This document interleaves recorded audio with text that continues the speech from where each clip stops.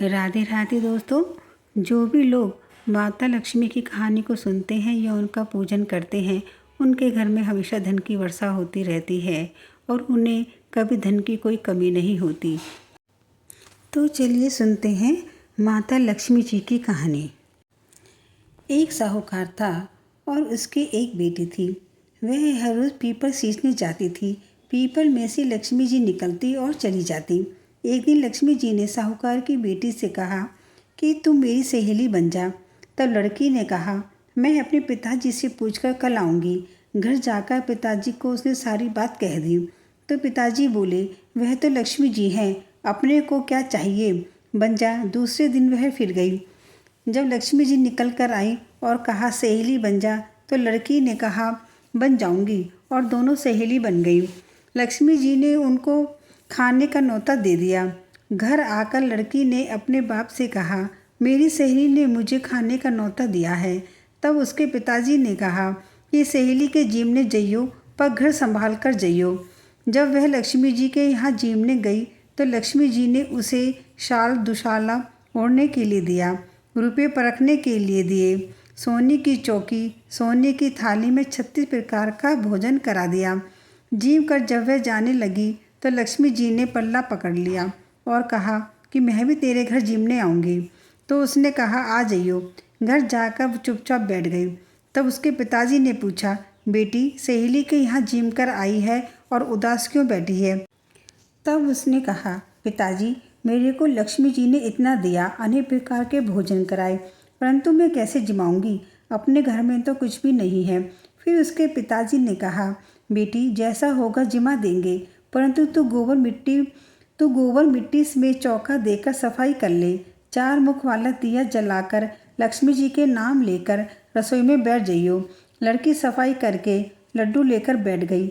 उसी समय एक रानी नहा रही थी। उसका नौलक्खा हार चील उठाकर ले आई और उसका लड्डू ले गई और वह नौलक्खा हार डाल गई।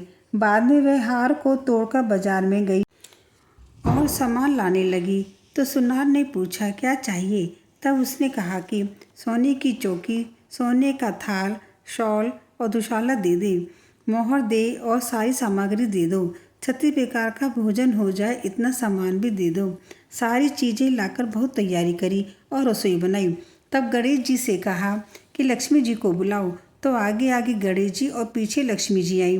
फिर उसने चौकी डाल दी और कहा, सहेली चौकी पर बैठ जाओ। न लक्ष्मी जी ने कहा, सहेली चौकी पर तो राजा रानी भी नहीं बैठे, कोई भी नहीं बैठा। तो उसने कहा कि मेरे यहाँ तो बैठना पड़ेगा। मेरे माँ बाप, भाई भतीजे, मेरी पड़ोसन क्या सोचेंगी? लक्ष्मी जी की सहेली बनी थी, 28 पीढ़ियों तक यहीं पर रहना पड़ेगा। फिर लक्ष्मी जी चौकी पर बैठ गई। तब उसने बहुत खातिर की। जैसे लक्ष्मी जी ने की थी वैसे ही उसने करी। लक्ष्मी जी उस पर बहुत खुश हो गई और घर में खूब रुपया धन लक्ष्मी जी ने दे दिया। साहूकार की बेटी ने कहा, मैं अभी आ रही हूँ, तुम यहीं बैठे रहना। और वह चली गई। लक्ष्मी जी गई ही नहीं और चौकी पर बैठी रही। उसको बहुत सारा धन दौलत दे दिया। माता लक्ष्मी उस लड़के की भक्ति और प्रेम से बहुत प्रसन्न हुई। उन्होंने कहा, बेटी तुमने बिना किसी स्वार्थ के मेरी सेवा की और अतिथि का सम्मान किया, इसलिए तुम्हारे घर में सदा सुख शांति और समृद्धि हमेशा बनी रहेगी। तुम्हारे घर में कभी अन्न और धन की कमी नहीं होगी। यह आशीर्वाद देकर माता लक्ष्मी अपने लोग चली गई। उस दिन के बाद उस लड़के के घर में खुशहाली आने लगी। उसके परिवार में प्रेम बढ़ गया और हमेशा ज़रूरतमंदों की मदद करती रही। समय बीतता गया, लेकिन लड़की ने कभी अपने धन का घमंड नहीं करती थी। वह हर शुक्रवार को माता लक्ष्मी की पूजा करती, दीप जलाती और सबके साथ प्रेम से रहती। उसकी भक्ति देखकर माता लक्ष्मी सदैव घर में निवास करने लगी। इसलिए कहा जाता है दोस्तों, जहाँ सच्ची श्रद्धा, सेवा भाव और दूसरे के प्रति दया होती है, वहाँ माता लक्ष्मी की कृपा हमेशा बनी रहती है। जय माता लक्ष्मी।